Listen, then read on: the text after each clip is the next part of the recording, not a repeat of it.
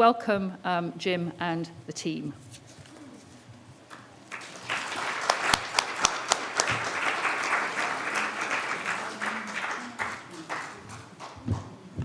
Hello, good morning everyone. How are we doing today? All right? You've got a present in front of you and it's purple. If you pull it out, you can take it to whichever hospital you're in, wherever you are in the country, whether it's your GP surgery or anywhere. It tells them, it's written with lots of words, I'm sorry about that, but that's deliberate. That's because people that work as professionals in health service like a lot of words. But it tells them about how to get the Mental Capacity Act right, which is very easy and very simple actually, just people just get it wrong quite a lot of the time. But we're going to talk about that as well. And then about everybody's life has worth, about people with learning disabilities and how to look after them when they're in hospital. So that's your present for today. There was lots of other presents you're going to get and things outside, leaflets and other things as well. But the main thing is you're here today and you've got your right to say what you want to say. So I'm Jim Blair. I'm a consultant nurse for people with learning disabilities at St George's Hospital in Tooting in southwest London and senior lecturer at Kingston and St George's Universities as well. And on my left is Peter Cranham, and I'm on the panel at St George's with Jim Blair. Yep. And on my right, Lloyd Page, Vice Co-Chair of the Learning Disability Health Hospital panel. Okay. So what we're going to do is we're going to spend the next 20 minutes or so talking a bit about what we're doing at St George's and also having a chance to talk to Peter and Lloyd about the great changes that they and other members of the group, LD, Our Health, Our Hospital. And those of you that are in the audience that use the health service, everybody, it is a crying shame that I am the only consultant of any persuasion that is held to account directly by those that I supposedly serve. And these are the people that I serve. I serve the families with the learning themselves, but most importantly, the experts by lived experience, people with learning disabilities themselves. And that needs to change, and that needs to get a push from those members in this room that are from the Department of Health and others. This is a model you should try to push for others. It could be Dementia, Our Health, Our Hospital. It could be Mental Health, Our Hospital. Whatever it could be, you can move it and shape it and change it yourselves. Get people to be more accountable for what they do. That's the key.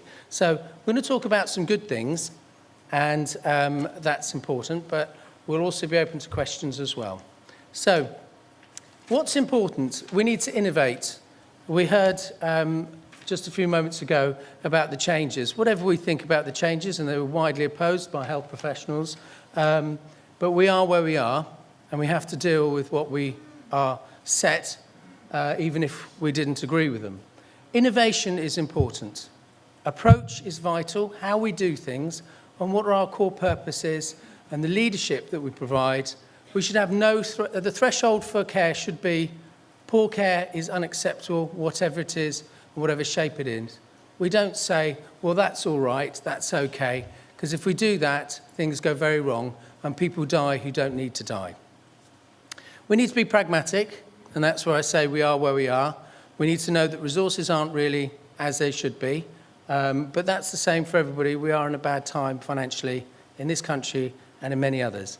We need to be naive, we need to dream, but we need to be flexible in what we do. And that's why we need to think about being pragmatic. And pragmatic means basically doing what we can do practically. It's a big word. But we need to have people at the heart of everything we do. So we're going to talk about small actions times lots of people make big change. Change is very hard because people often overestimate. That means they think it's really important, the value of what they've already got, and they underestimate. They say that they don't value so much what they might gain if they make change and what they might be giving up. So people are often very frightened of change, and you don't really need to be if you're supported properly and if things are done clearly with you.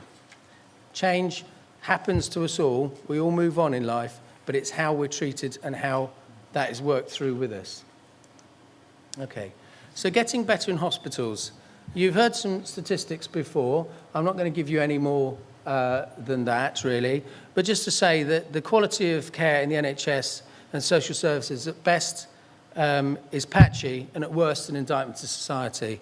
And I think that's the single most important statement Anne Abrahams made as Parliamentary Health Service Ombudsman. And great that she did. Great credit to her for doing that. And the current Parliamentary Health Ombudsman, Dame Julie Mellor, is someone that I feel that if you wish to, you should contact her directly and through her office. She is somebody who's very amenable to certainly hearing and acting upon people's concerns and wishes. So what's happened in St George's since 2009, since I came into post? Well, we've had no serious untoward incidents. That's not to say that we're going to ever not have one. We could have one today. There could be one happening now that I don't know about. This untoward incident means when it's a really big problem, something that's really bad that happens to somebody.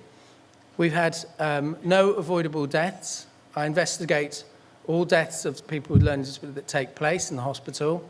And Section 2 of the death certificate, one of the recommendations from the confidential inquiry, is that the person should be notified on it as having a learning disability. We've been doing that now for 4 years at St George's, but it is very important. 95% of people coming in from the local area, that's the local boroughs of Wandsworth and Merton, come in with a hospital passport. That's this. It saves lives. It's as simple as that. It saves lives, and we'll talk about that briefly as well. The red bit at the bottom, by the way, is a bit about mental capacity, and if I can't understand something, these are the people that you need to contact to help me. Okay? In 2012, we had 1,812 bed days were taken up by people with a learning disability. These are people that I know of that were in the hospital. And that equates to, which means that means 5 people per day were in St George's during 2012. Okay, that's as inpatients. That's not as people just using the service as outpatients, coming to clinic, for example, or whatever else they're coming in for. I've already said that all the deaths are checked by myself. I'm not a liaison nurse.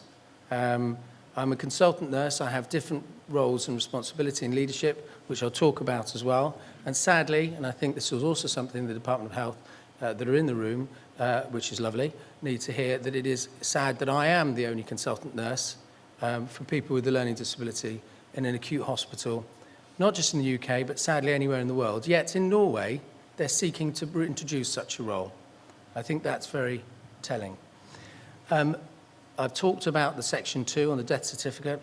Reasonable adjustments, we audit them every 4 months, taking a random selection. Random means we just choose anyone. We just go 1, 2, 3, pick. 1, 2, 3, pick. Like that, so it could be anybody. 10% of recent patients. These are new patients. So someone like Peter, I wouldn't pick his file because he's been in before. So these are people that have never been in to the hospital. We'll pick their notes just to see what's happening. And we'll see things like, have they had meetings that involved them, their carers? Have there been best interest meetings? What were the reasonable adjustments that were made if they needed to be made for that person? And we have core reasonable adjustments in place. Again, I think that's something that other hospitals should have. Fixed core reasonable adjustments that if they do not do what they say they're going to do, then they are breaking the law. And it is as simple as that. You're acting unlawfully, therefore you, as family members and people with learning disabilities, must challenge people. We need to realise that the new changes in the NHS mean we're much more of a consumer service, which means just as you wouldn't accept something from Marks and Spencer's that was rubbish, or you got poor care, or you were spoken to badly, don't accept it from the NHS. John Lewis, you wouldn't accept it from them, or Harrods. I've mentioned 3 only because if you mention just one, it gets a bit like the BBC. So there you go. So we've got reasonable adjustments in place. We have people on committees having a say. And just at this point, I want to ask Lloyd. Lloyd, you're on the Access Committee at St George's. Can you tell us a bit about the first time you came to the committee and what you said to me? I asked Jim Blair if he would talk about changing places toilets. And what did I say?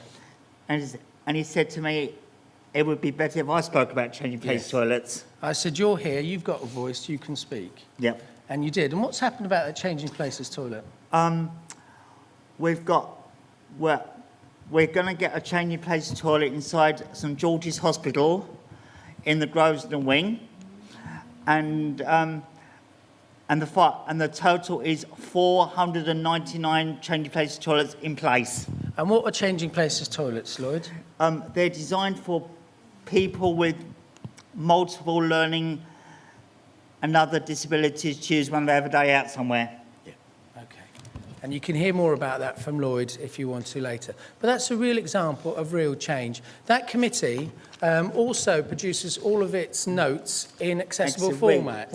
And in fact, Mary Pryor, the chair of the committee, has said it's almost like it's a Learning Disability Access Committee. And I go, great, let's take it over. It's a revolution. Let's lead it and change it, because it makes it better for everybody else. So, Peter, you've been involved in some committees and things. What do you do at St George's? I help on the LTL hospital, and it's a good thing to do, it is. I recommend it. And you also talk about your experiences at St George's. Yeah. Do you want to just tell people what happened one day when you came in 2 years ago before Christmas? Do you remember? Yeah. Well, I was taken into St George's, and I had a bad chest infection, and I wanted to know what was happening in casualty. No one was telling me. And the next morning I had to see Jim Blair, and he got me back. I wasn't taking my medicines. Then when I saw Jim, I took my medicines. Yeah. He explained to me what was happening. And when you were in casualty, were you happy or sad? Sad. They wasn't telling me anything what was happening. Were you frightened or not frightened? Frightened. Yeah. Yeah. Because when I met you, you were very upset, and you were refusing everything, weren't you? Yeah.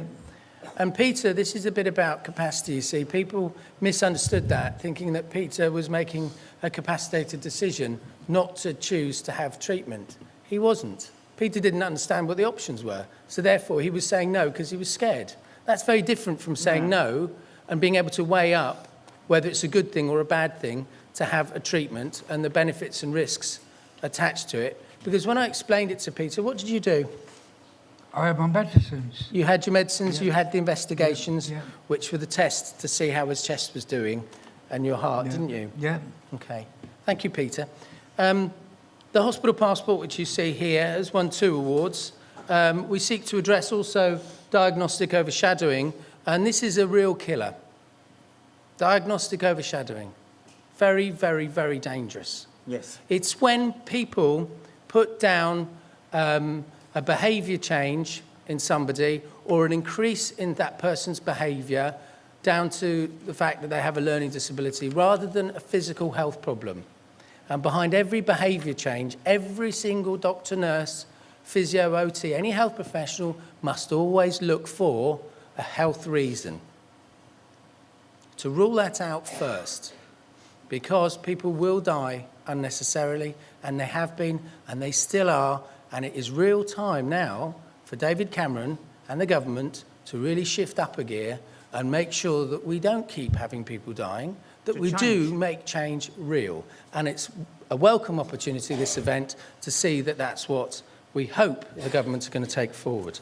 We've developed link leads within the hospital in different settings. Yes. We've developed the hospital pack for those on the wards and units, which tells people basically how to look after someone with a learning disability, planning care, planning discharge, best interests, assessing capacity, and pain assessment of people who don't have verbal language but make sounds and other expressions to show they're in pain.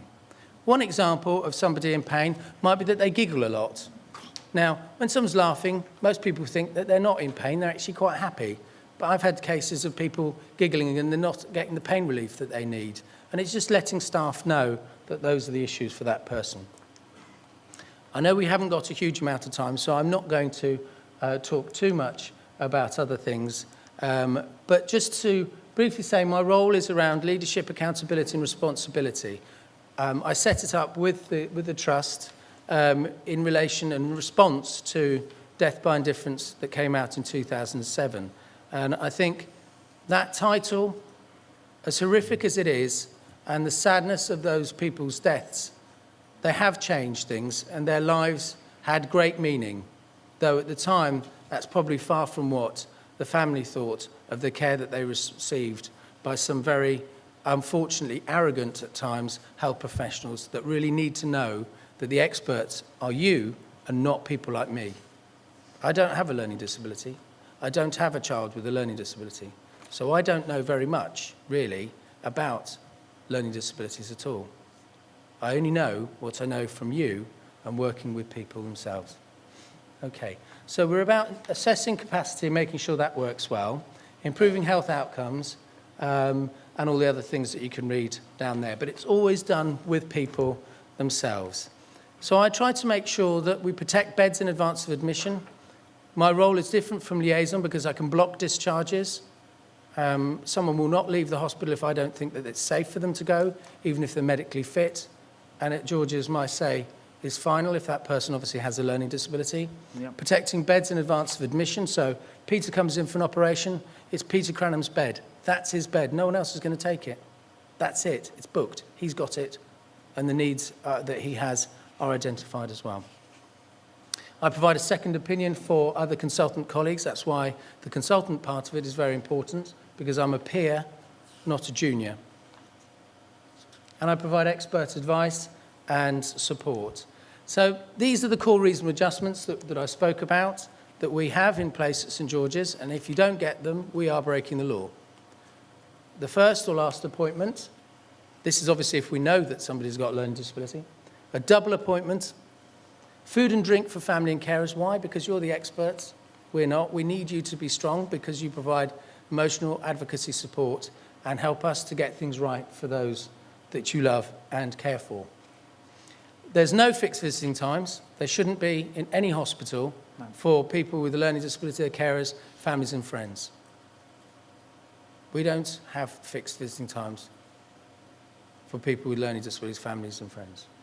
A bed and or chair is available for family members depending on which part of the hospital they're in. Obviously in places like general intensive care, you can't put a bed beside the bed because it's not safe, because people can't access the person that's in the bed that easily. A hospital passport, accessible information. We have a communication book that's widely used in other hospitals, and care that involves the person themselves directly. So those are the core reasonable adjustments. We do adapt them, things like one-to-one care for people who particularly need things changed. We have a care plan, which I talked about, pain tool, and this is the handsome guy on the left of me there is John O'Neill. John is the co-chair with Lloyd of LDR Health Hospital, and he says about the passport, nurses and doctors know how to help me because of the passport. And I said it saved lives. Martin Ryan was a chap who died unnecessarily at Kingston Hospital, and Martin died because he didn't get food or nutrition for 26 days, in very brief summary. And he died in 2005 and was noted in death by indifference. We had a guy very similar to Martin who came into hospital, had Down syndrome, and in his passport it said that he regurgitated food, that means brings food back up, and also bubbled up liquid. So the liquid kept coming back up as well. And he was put nil by mouth. He and his carer didn't know why. So I went to see the medical consultant in charge of care, and I said, why is he nil by mouth? She said, and these are fantastic words, because I read in the passport that he regurgitates food and bubbles up liquid, I put him for an emergency dysphagia assessment, which is about swallowing so that you don't have food and water and other liquids going into your lungs that causes sepsis and can lead people to die. Sepsis is when you get really bad gunk in your chest, and it's not good. So that's the passport. I'm briefly going to just let you look at this examples of the passport saving lives. Alice has severe learning disabilities, and in her passport said that she's allergic to eggs. Great that it was filled in. It's owned by the carers and by the people themselves. Just as in the first example that you saw with Mahendra, that's not his real name, but Mahendra at the bottom that I used to the guy with Down syndrome, I was able to go back to them and say, because of what you've written, you've changed the care that you've got. He didn't come in because he bubbled up liquid and regurgitated food. That wasn't his reason for coming into hospital. He'd actually hurt his foot. So it wasn't because of that. but that's what we found out. So very, very important. So now we're coming to the real meat of it all. And I think in over 20 years that I've worked with people with learning disabilities, this is the single best thing that I've ever been involved in, is setting up a panel that tells me what I need to do, whether things are good, when things are bad, and when things are really, really bad. Thankfully, we don't get many of the really, really bad stuff. But we aim to assist in education, development, delivery and evaluation of services. And Peter, I just want to ask you a quick question about what's 15 steps and what did you do about that? Oh, we went round to one of the walls in the hospital. We've done 15 steps, and we went to the linen cupboard, and that was nice and clean, that was. So 15 steps is a government initiative, and basically it's a fancy way of saying that basically you just do a few walks around the hospital, 15 steps on a ward or wherever, and you get a sense of whether that environment is good or bad. And Lloyd and Peter did this for people with the mind of people with a learning disability. And how we change things for other people is that the dementia passport that's used at St George's came from the learning disability passport. So things change for other people, and that's the key message. Lloyd, you were involved in interviewing staff with Peter, weren't you? Do you want to talk a bit about that? Yeah, we did an interview with a clinical lead nurse. Her name was Karen Barrett. And unfortunately, she's gone back to, where's she gone back to, India? No, she's still at George's, but she's back. She was only on secondment for 9 months. She's still at St George. She was secondment for 6 months. Okay. And we did the 15 steps with her. Yeah, another thing. So that's getting people involved. And as you can see, that there's 6 people with learning disabilities that are on the panel, 4 parents, 2 people from local charities, and 1 person, me, from the hospital. So you can see the power threshold. The power is with people with learning disabilities. The co-chairs are Lloyd and John, who you saw. The vice chair, one vice chair is a mother. The other vice chair is the chief exec of a local Merton Mencap. That's Andy Whittington. Yeah, and you rule the roost, and you tell me when you want me to come and when you don't want me, and you set up the questions and fire them at me. So they've done many things, improved the hospital. We've heard a few examples today of being observers in the hospital and teaching and training people. Do you want to say other things that you feel that you're involved in before we finish with Peter's story? We was, I was involved with Jim at the mystery shopping stage. And we came into the hospital and asked the staff what. You've done that as well. That's very good. And Peter, we've developed an evaluation tool, which is just telling us whether we're doing good things or bad things for patients on the wards. Do you think that was a good thing that we've done as well? Yes, it is a good thing, yes. Yeah. So we've got link leads, as I said, in many areas, midwifery, physios, nurses in all different disciplines, the general manager of estates, which is fantastic. We've had events, conferences at St George's. We had events where people with learning disabilities, Baby and Theatre Company, Purple All Stars and others were singing and dancing around the hospital and acting, which certainly changed people's perceptions. And we have Project Search at St George's, where people with learning disabilities in the last year of school, first year of college, gain valuable work experience so that they can then get jobs as porters and other jobs within the hospital. And that has changed people's perceptions of people with a learning disability already within the hospital, and they're doing great, great work. I'm going to leave you now with Peter's story, and Peter can introduce this. This is a DVD that lasts for 2 minutes. And Peter, what did has it won anything, this award? Yeah, they showed it in Cairns, and it won a Silver Dolphin Award. Do you want to introduce your film? Sit back and enjoy Peter's story.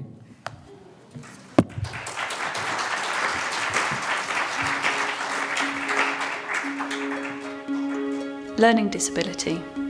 It's not something people knew much about in 1949 when Peter was born. He couldn't go to a normal school then, as they didn't know how to help him.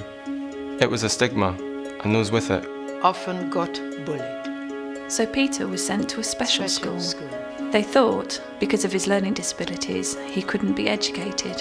He was then told he was educationally subnormal. That he had a mental handicap. He worried about what others thought of him and didn't want to be a bother. Peter needed somebody to understand his needs His rights. and to support him on his journey. Learning disability nurses, like us, Like us. Like us.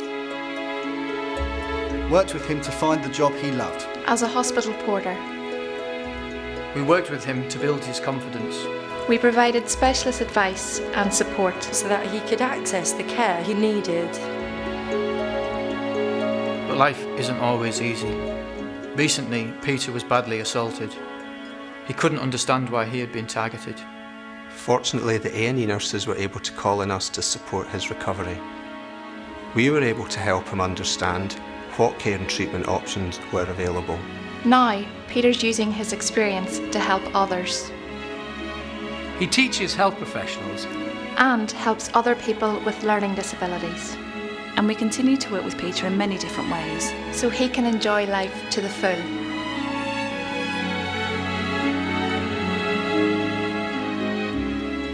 My name's Peter.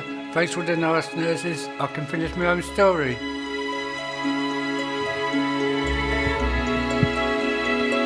Did you enjoy that?